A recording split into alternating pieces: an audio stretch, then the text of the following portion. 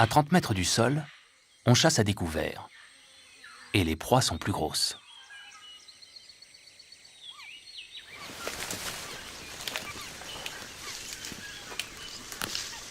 Les troupes de singes se nourrissent de fleurs et de fruits.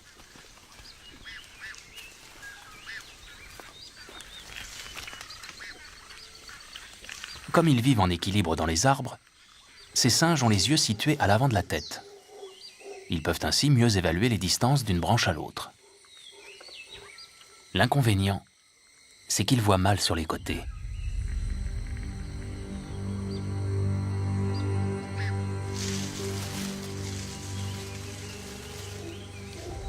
La harpie féroce a des serres d'une dizaine de centimètres et une envergure de 2 mètres. Ses attaques aériennes sont redoutables.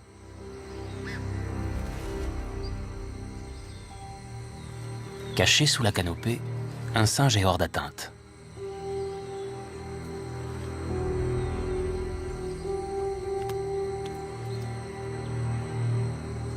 Mais dès qu'il est à découvert, il est vulnérable.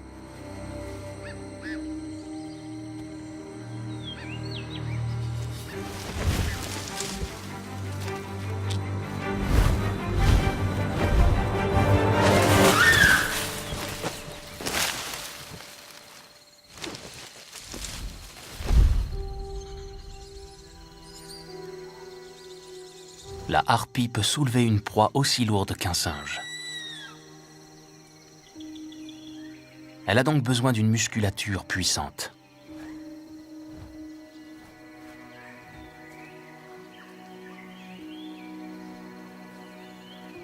L'éducation des petits est très exigeante.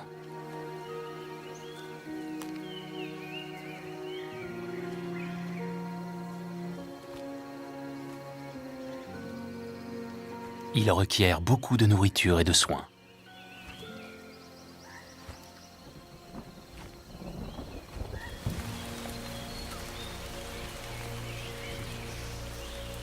Les parents les ravitaillent pendant 2 ans.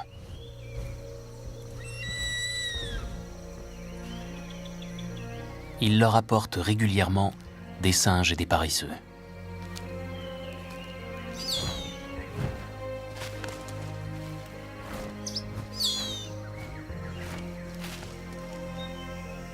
À 1 an, les jeunes harpies sont loin d'avoir terminé leur croissance.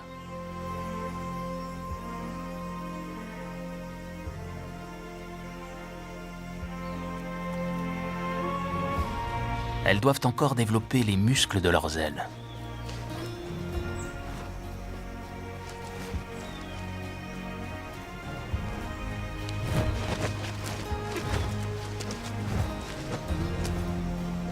Il leur faut aussi apprendre l'art des embuscades aériennes.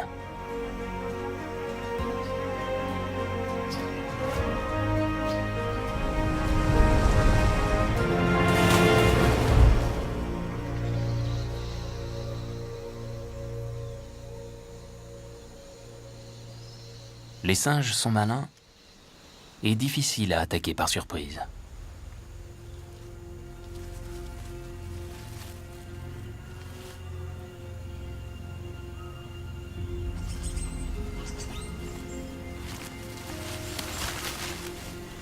La petite harpie s'exerce sur une cible en apparence facile.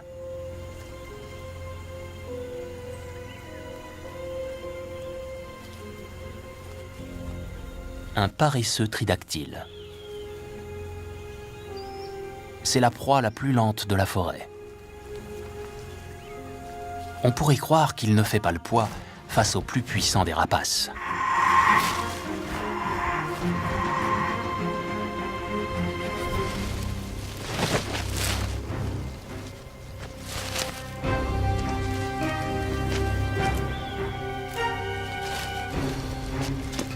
Pourtant, même un paresseux peut riposter.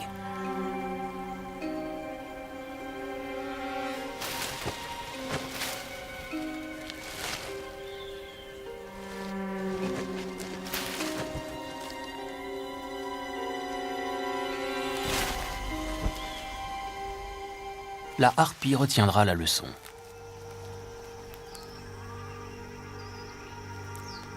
le succès n'est jamais garanti. Ce petit a encore du chemin à faire. Il vit sur le territoire de ses parents, mais bientôt il devra chasser ses propres proies. S'il ne parvenait pas à se débrouiller seul, ses parents le tueraient pour faire de la place à la prochaine portée, plus apte à l'indépendance.